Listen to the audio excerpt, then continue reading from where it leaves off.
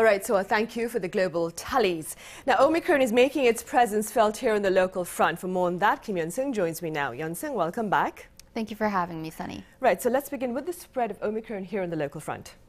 Well, Sunny, record numbers are being reported in regions nationwide.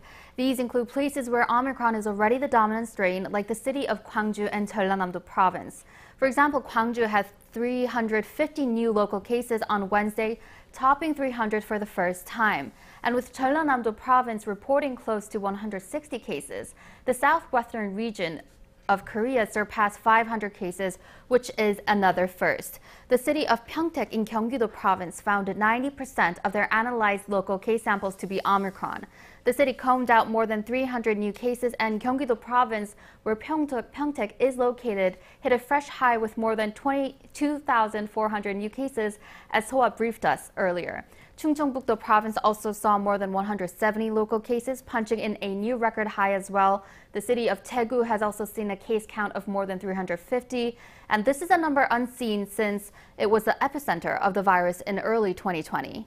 Right, Yeon-seung, against that scenario then, so chances of an unprecedented daily tally in COVID-19 infections here on the local front is very likely in the near future. Yes, it is possible. So the latest peak we witnessed in the country was actually back in December 15th last year, and that tally stood at around 7,850.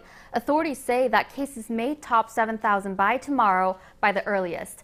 And with Omicron becoming this dominant strain and expected to take up 80 to 90% of the total cases in 3 weeks, daily cases could come close to that number, even surpass that 7,850 mark. Right. Now, do remind us about the Omicron-tailored strategy that Korea is planning to adopt in the case of that particular scenario.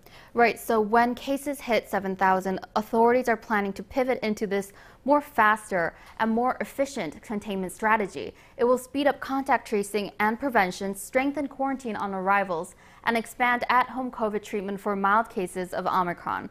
The isolation period for confirmed patients will also be shortened from 10 to 7 days. Right, so 7 days meaning 1 week. Yeon-seung, what's the latest with regard to our vaccine pass system now? Right, so before going on, I would like to mention that authorities have relaxed their posture on vaccine pass rules, but that does not mean in any way that they're undermining the importance of vaccines. In fact, they continue to emphasize that vaccinations are the best defense against the Omicron variant. Now, that being said, vaccine pass exemptions have been extended to people who couldn't complete their regimen because they've shown an adverse reaction or were hospitalized after the first dose. Right, Yeon-seung, correct me if I'm wrong, but hasn't that always been the criteria for vaccine pass exemptions? Right, yes, that has. But before, causality had to be proven between the reaction and the vaccines. But there were a lot of complaints here and there because establishing such a causal link in a clear manner was very difficult.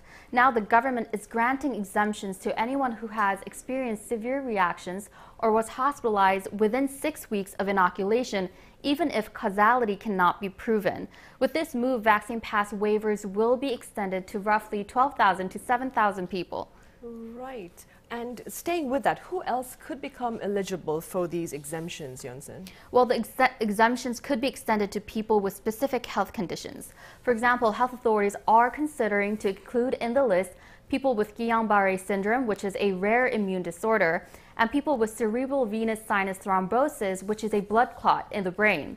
There have also been a lot of requests to add pregnant women to the list, but the government has made clear that that won't happen. They said, in fact, vaccines are especially recommended for pregnant women since they're at high risk of severe health outcomes after catching COVID-19. I see. What about vaccine passes for minors, Yeon-seung? Has there been any progress on that front? Well, that's still an ongoing legal battle, I'm afraid. It's an ongoing battle with people who support vaccine pass for minors and those who are opposed. On one side, there is the government. On the other, there's this whole administrative court's decision to suspend vaccine pass for minors, and that decision is also backed by various citizens and various health experts. The case will be handed off to this whole high court, so that decision is to come. Hopefully, there will be a ruling before March to clear up any uncertainties for everyone involved. Right. All right, then, Yeon-seung, thank you very much for the report and see you on Friday.